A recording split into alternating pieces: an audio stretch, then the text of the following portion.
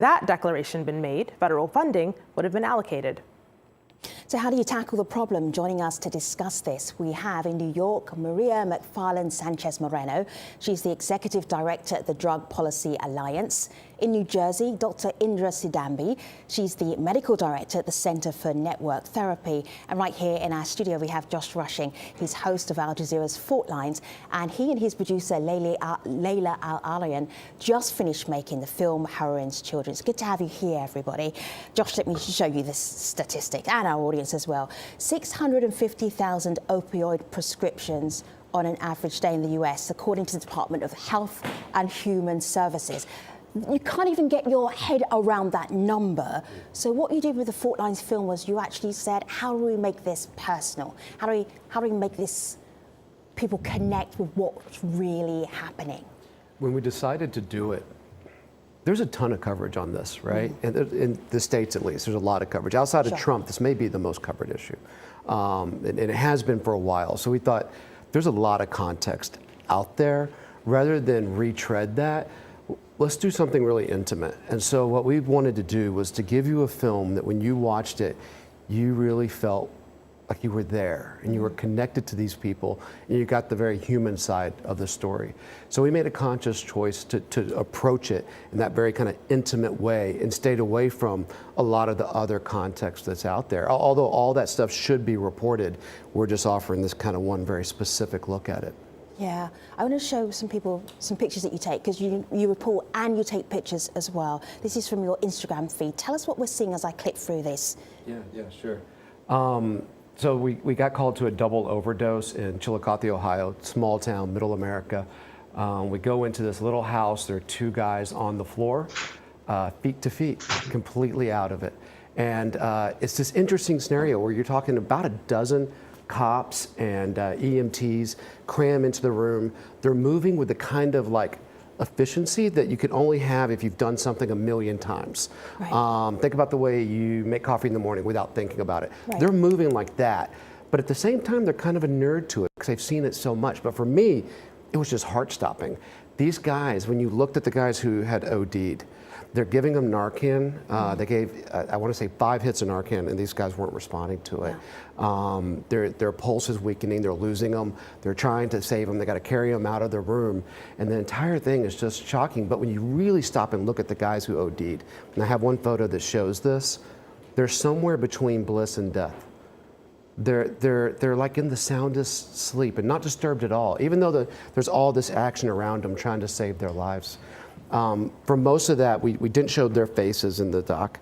My photos, I only release photos where you can't identify them. But since I published this, since we came out with the story, one of those individuals found out he was in this doc, and he got back in touch with me, and so I now know his story. Okay. You know, your documentary is haunting. That's just one word to describe it when you see it and the scenes and seeing these faces and the kids and the effect on them. But I think one thing that our international audience, your film has an international audience, the show does as well, they're asking this question. This is Boma on Twitter, and he says, why is the opioid crisis a uniquely American experience, and why isn't it happening in other G20 countries? Maria, I'm going to direct this to you. I actually pulled up some stats here. This is via Vox. This came out earlier this year. Americans consume more opioids than any other country. This is standard daily opioid dose for every 1 million people, and you can see the United States rates right there. Maria, is this a uniquely American problem, and why is that? Well, the opioid overdose crisis has definitely hit the U.S. much harder than any other country. And some of that may have to do with prescription practices and broader issues. But I also think that a factor we have to bear in mind is that the war on drugs in the U.S. has been so aggressive, and the lack of public education about drug use, about the risks of drugs, has been so serious and widespread that right now you have a problem where a lot of people who use drugs do so underground and do so in a way where they don't know necessarily that if you combine opioids with alcohol or with benzodiazepam, that that's going to increase your risk of overdose dramatically. and where they have no ability to get their drugs checked to see if they are contaminated with fentanyl, which again makes overdose much more likely. So these are situations where people are going underground, they don't have access to information, they don't have access to experts and help, and they don't have access to treatment because evidence-based treatment is actually very, very hard to get in the United States. Medically assisted treatment in particular is very hard to get in the US. So people are adrift and dying. Dr. Indra, I just want to share this with you. This came from Jen Beijing. She is a former member of the Stream, but also now a substance abuse prevention specialist. And Jen suggests we need to educate the public with PSAs to help in an OD situation, overdose situation, because that's the reality now. We're way beyond preventing overdoses. Do you think the general public has enough information of what it means to be in an opioid crisis right now in the States? Do they know? Do they understand what drugs can do? Unfortunately, they really don't know. It's not surprising to me because every single day when a parent of a patient of mine walks in through the door, they have no clue about what this opioid use means and what does this overdose really mean. So I don't think people are well educated about this opioid crisis, even though we are in the midst of this crisis. Well, I mean, Josh, I go would just ahead. tack on. I think a lot of people think that Narcan's the answer there, and they're making that more readily available. But the problem is, in my experience, is that it's not working anymore. And it's not working because so much heroin on the streets is laced with fentanyl and carfentanil, and the Narcan doesn't really, those don't respond to it in the same way. So I watched these guys get 5 doses of Narcan, and it didn't bring them back. And let's just explain just very quickly. Narcan is a drug that can be administered in different ways. It's sometimes in a syringe that gets put up your nose. It blocks the effect of the opioid, so helps people who are overdosing come out of that overdose. Maria, what were you going to say? Please go ahead. Oh, I was just going to say that putting naloxone in the hands of first responders is a positive step, and it's one of the things that Trump mentioned. But precisely for that reason, that fentanyl is so often in the supply now, it's really important to get naloxone in the hands of people who use drugs, their friends, their family members, because fentanyl works so quickly that you really need the overdose reversal medication much more quickly as well if you have any hope of making it work. And Dr. Indra just told us how ignorant the American public is about drugs. So fentanyl, in a sentence, is? Fentanyl is 100 times more potent than heroin. So it is a synthetic opiate. And also I'll tell you, to piggyback on that, naloxone not reviving patients is because of also polysubstance use. Mostly the benzodiazepines have been used by these people who are using heroin. So reviving those kind of polysubstances is not possible. Just naloxone is not a panacea. Giving naloxone to both family members and to the person who's being given opiate prescription is not the solution, because overdose is not a planned one. It's an accidental event. So when they overdose, even if they have naloxone, then they cannot be using that. And most times these people who are overdosing are alone in their home environment. So they are not doing it in front of their family members. So I would think the first responders having naloxone on them and reaching people is quite meaningful. So we've just scratched over the surface of this opioid crisis issue in the United States. But last week, the President of the United States declared this situation a national health emergency. Let me just remind you what he said. Have a listen to this. This epidemic is a national health emergency. Unlike many of us, we've seen, and what we've seen in our lifetimes, nobody has seen anything like what's going on now. As Americans, we cannot allow this to continue. It is time to liberate our communities from this scourge of drug addiction. Never been this way. We can be the generation that ends the opioid epidemic. We can do it.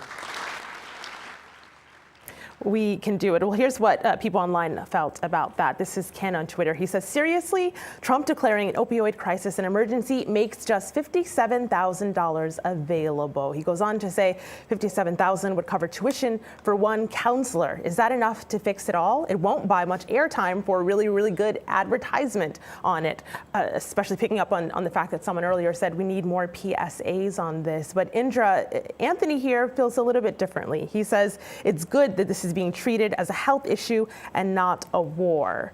What do you make of the announcement? I really think the funding is a huge problem now. We don't have enough funds, and even the fund that's available right now, I question, are we going to spend it in the right direction? See, everything that the president brought to the table is in the right direction, but what are we going to do for the funds, number one? Number two, how are we going to support this opioid epidemic? Is it going to be more beds available inpatient or embracing the newer modalities like outpatient detoxification, which is quite successful and half the cost of inpatient treatment? So that way we can make available, the funds made available to treat more people who are suffering from this disease. Maria, there's a tweet that you shared a couple of days ago. Here's what Donald Trump should have said about opioids instead. You kind of retooled what he should have said to the nation. Give us a little snippet of what the most important thing that should come in terms of leadership in the United States right now regarding this opioid issue.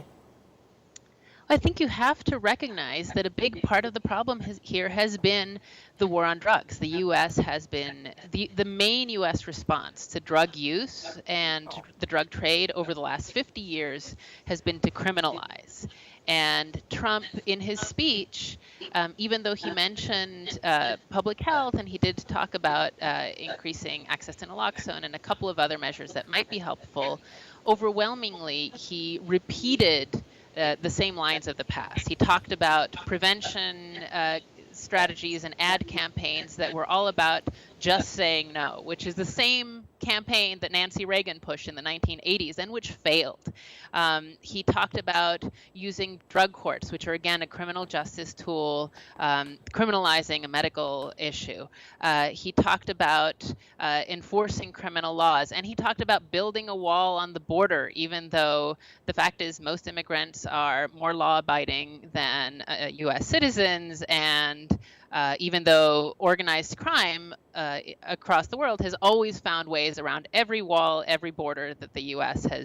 has put up to stop the drug supply. So my bottom line message is we need to have a new approach. You cannot keep doing the same thing over and over again and expect a different result. The war on drugs has led us to this place where the U.S. does have this dramatic increase in opioid overdose. Let's think about some new alternatives. Let's think about ways to acknowledge that, you know what, some people are going to use drugs. Let's teach them how to avoid the harms that sometimes go with drug misuse. Let's teach them to avoid mixing opioids with alcohol or benzodiazepam, which makes them more likely to die. Let's treat kids with respect and give them meaningful education about drugs. Let's offer good treatment, evidence-based treatment, medication-assisted treatment to those who need it. Let's reduce harms by offering supervised consumption sites for people who do use drugs so that at least they're using drugs with clean needles and aren't exposed to infection, and so that at least somebody is watching them while they're consuming to prevent the risk of overdose. So there are a lot of measures that one could adopt, that other countries have adopted, that some cities even in the U.S. have been exploring, and increasingly states want to explore, but that weren't part of Trump's speech, and so that I view as a huge problem. And you know, Maria, even as we look at new alternatives, though, there are people online who want us to remember one thing. This is Allison. She says, generally, addiction was viewed as a moral failing or a choice, not a medical condition warranting science-based treatment. That's slowly changing, but why it's slowly changing, people have some theories. Josh, I'll show you this tweet, and we got a lot of other ones just like this from Dorian, who says, look at the incarceration rates for blacks on drugs versus whites. White people need help and blacks get thrown in jail. And he references in other tweets the crack epidemic from the 80s here in the US. Do you see a disparity there? Do you see a difference? Yeah, I think he's spot on. I think the criminalization of it, and I think the media narrative, the way they treated the crack epidemic in the 80s and the way we treat this now, and I do believe that race is a big part of it, of who the victims are. I don't think that the answer now is to cover this story the way we wrongly covered that one. I mean, I wish we could go back and cover that one in a different way, but I certainly believe that race has played a part in this kind of narrative changing. Let me share with you what's going on the website whitehouse.gov as we're doing this show. It's a meeting of the President's Commission on Combating Drug Addiction and the Opioid Crisis. So just listen in for a couple of seconds. And I think it gives us a blueprint if we stay the course and persevere and recognize that we are dealing with a brutal beast who will stop at nothing on its own to be successful. And we need to follow through and be as aggressive as addiction is. And that, for us, I think, in many respects, will be our greatest challenge. We need to stay with this issue. Dr. Indra, this is a White House commission. It's hopefully informing the president and the current administration in better ways to tackle the opioid crisis. Is even just seeing meetings like that, is that a step in the right direction? Attitudes beginning to change, perhaps, Doctor? I think as a president, he can only address this thing from top view. But I think as a treater, being an addiction psychiatrist, I look at this very differently. Decriminalizing, which Maria did talk about, decriminalizing the drug charges is important than decriminalizing the drugs in itself. What do I mean by that is when a person actively uses drugs, they incur charges. And when they meaningfully engage in treatment and complete the treatment, these charges that they incurred while they were using come back to bite them. And so they are not able to go back into workforce, and that becomes a trigger for them to relapse. So I would think it's important to really address decriminalizing of the drug charges. That helps us in two different ways. One, it pushes people who are using to go back into workforce, so that avoids future relapses. And secondly, the $200 billion have been spent on criminal justice system. And if we even release like 25% of that money, that can be directed to the treatment, and that will be meaningful at this point in time. I think all these factors are very important. The funding. This is the main point in going ahead with all these beautiful ideas that we have on the table. So I hear what you're saying there. I want to bring in this comment via YouTube Live. Yana is watching this show and says, the only way to stop the opioid crisis is to heavily reform the pharmaceutical industries and the corporatization of healthcare. And no one knows that better, Josh, than someone who sent us a video comment. This is Maureen. She's the head of an advocacy group, and her son is a recovering addict. And this is what she told the stream. Have a listen. I became involved when my son became addicted to legally prescribed controlled narcotics, painkillers. That happened in Florida, and that happened during the time when the Florida medical boards apparently felt that prescribing 300 Oxycontin, 200 Soma, and add some Xanax in there was an acceptable medical standard of care. This went on for over 3 years of grossly negligent prescribing. Thus, we have folks that have become addicted all up the east coast of the border, because of the Oxycontin Express. This is a man-made epidemic, and it is controlled by the physician community. So Josh, she says this is a man-made epidemic. Right. Does that ring true from the reporting you did? Yeah, I absolutely think so. And in fact, it's one thing to talk about the criminalization of it and how it's created this problem, but that also dovetails with a movement in the medical industry to treat pain Came around in the 90s that the patient had a right to say they were in pain and that a doctor should treat it. That came around at the same time as it's kind of like Yelp and these type of programs where you would review doctors. So if doctors didn't treat pain, they might start to lose business and start to lose customers. This also converges at the same time that the companies who create these pills are incentivizing the doctors on the back end and also advertising for these pills, which is unusual in America that you can advertise for a prescription pill as compared to other countries. So this is really driven from the corporate side and the corporatization of the American medical industry, like that person said. I think they're spot on. I talked to so many people. I talked to one dad, his son played Division I college football, really top tier athlete. 12 kids on his football team, which was Akron University, ended up in rehab from opioids. Wow. 2 of them, including his son, ended up dead. And his son's addiction started with 60 Vicodin pills that were prescribed by the doctor. There's another thing that happens in the US is the way we accept authority. And we think that doctors are authorities and that they have our best interest in mind. So if they give your son 60 Vicodin and say he needs this after the surgery, we do it. Meanwhile, the companies that made those pills were telling the doctors they're not addictive, don't worry about it. And all of this kind of converges together into a perfect storm of what we're seeing now. So, Dr. Indra, I started this conversation with a look at how many thousands of opioid prescriptions were dispensed every day to people around the United States. So I'm wondering, is the pressure now coming back on the doctors and the medical professionals who are writing these prescriptions to say, hold on a minute, maybe we helped to start this opioid crisis, can we help to end it? Beautiful question, and this is how I look at it. The opiate crisis started in the beginning, in the turn of this century. The Veterans Administration and the accreditation body pushed doctors to make pain as a 5th vital sign, and therefore 80% of the patients identified themselves with some sort of pain, and that led to this unthoughtful process of writing pain pills, and here we are in the midst of opiate crisis. And let's look at the prescription written for pain pills in the past couple of years.